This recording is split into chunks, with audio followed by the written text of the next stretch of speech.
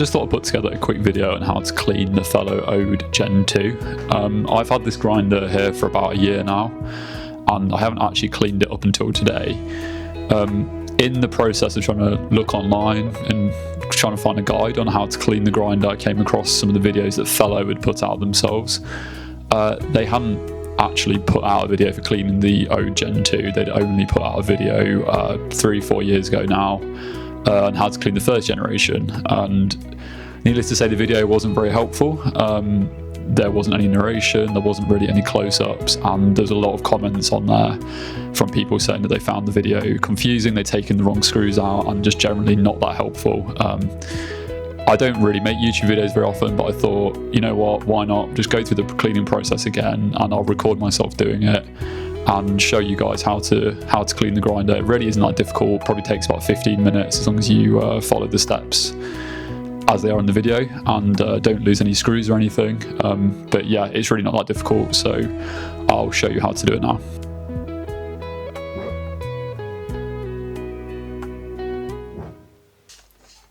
So this is what I've used to clean the grinder.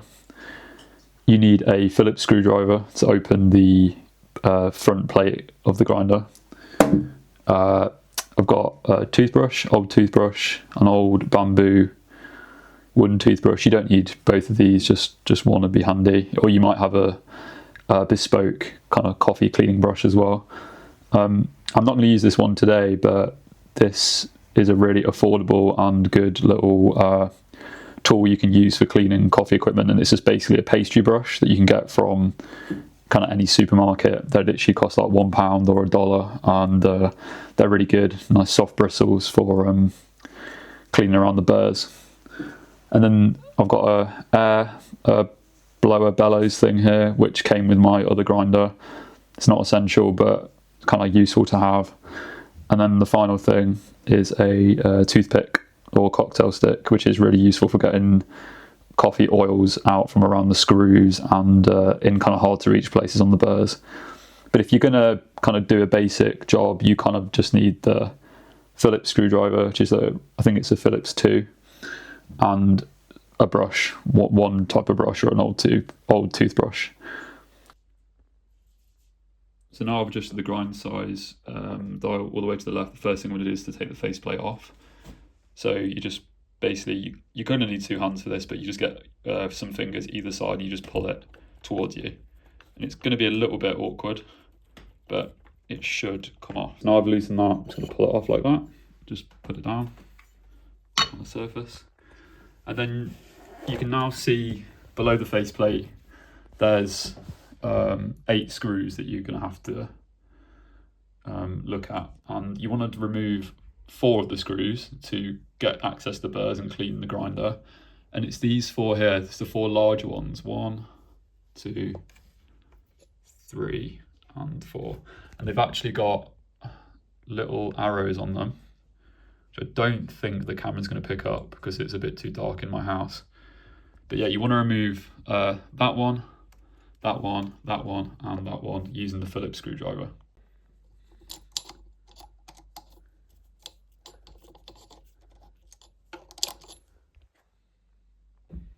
So once you've removed all 4 of those screws, you'll notice that the grind size adjustment knob will just lift off like this. And now you can see the inside of the grinder.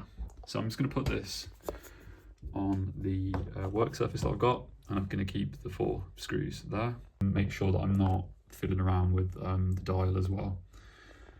So yeah, this is what you can see when you take the front of it off, and it's quite simple to access the burrs. So you have to press in here like this, you press and you pull this key out here, wait for the camera to focus if it's going to, and then this will just lift outwards. So I'm just going to pull it out. So this is one half of the burr, so the auger. You can see here it's relatively clean, so I've already done a quick clean on it, but you know, there is still some coffee residues on the burrs and in the central area here. And then the rest of the burr can be seen here as well, so the other half of it, and you can see there's still some kind of ground coffee and stuff on there. So I'm going to remove this spring like that. and just put that down with everything else that I've got. So now it's up to you really how intense you want to clean the grinder. So you can obviously decide to use a soft brush, or you can use the more rigid toothbrush, like here, and basically give it a good scrub with these, and you'll get a lot of ground and old coffee residue kind of flying everywhere. So it's quite a good idea to do it on the paper towel, and yeah, just kind of give it as much of a scrub as you want to.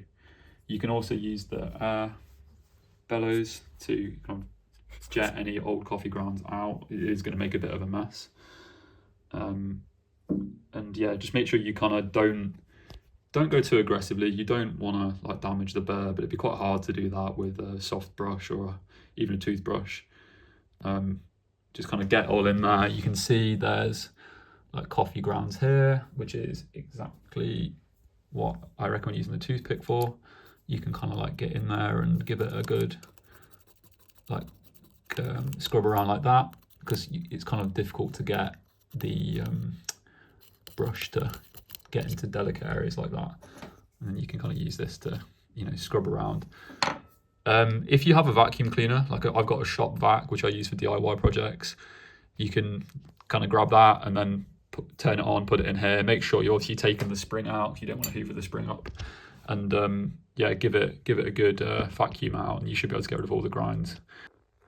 Another thing to consider with the Ode Gen 2, which the Gen 1 doesn't have, is you can see the anti-static prongs in here.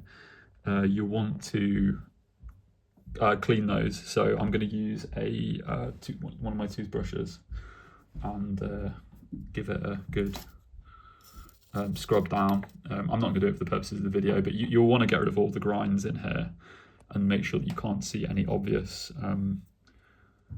coffee grinds on the anti-static prongs. I'm going to put the catch cup back under here to collect some of the kind of ground coffee that's going to be cleaned.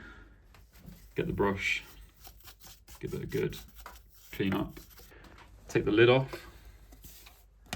Inside here, you can wipe around it with a damp cloth. Fellow don't recommend that you use any cleaning products like detergents or soap, so just use a damp cloth only, and give it a wipe around inside.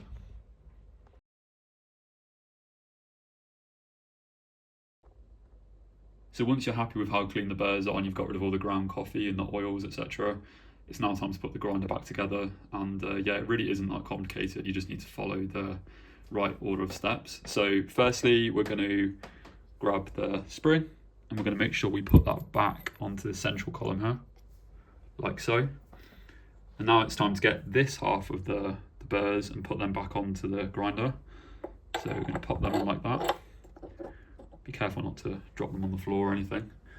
And then this is going to be a little bit tricky to do with holding a phone in my hand, but you want to get the auger key like this. You want to line up the burrs like so, and then you're going to press the key.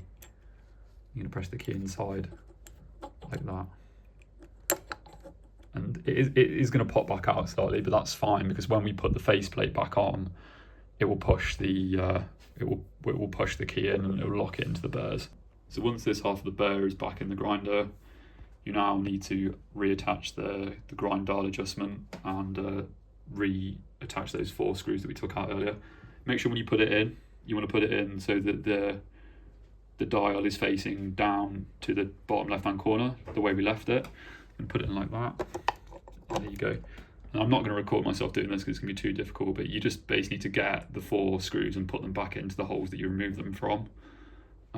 Be sure not to lose any of the screws, because this will kind of pop out and try and force itself away from the grinder. So you want to hold it there with one hand, grab a screw, put them into the 4 corners that you removed them from. So once you tighten those 4 screws up using your screwdriver, you want to just be careful not to rub the edge of the grind size adjustment knob too much, because it can obviously rub the finish off. But yeah, do it up so that it's sort of fairly tight. You don't need to go too crazy and over tighten it. And then all there is to do now is just put the faceplate back on, which is here. and that will just press on. You don't need to do any screws, you just press it on like that and you can hear it click. There we go. So yeah, that is how to clean the Fellow Ode Gen 2 grinder. Obviously it will make a bit of a mess that you'll have to hoover up, and you can do a much more kind of comprehensive job of cleaning the inside of the grinder than I just have, but so this video isn't really long. I've only done a very basic clean.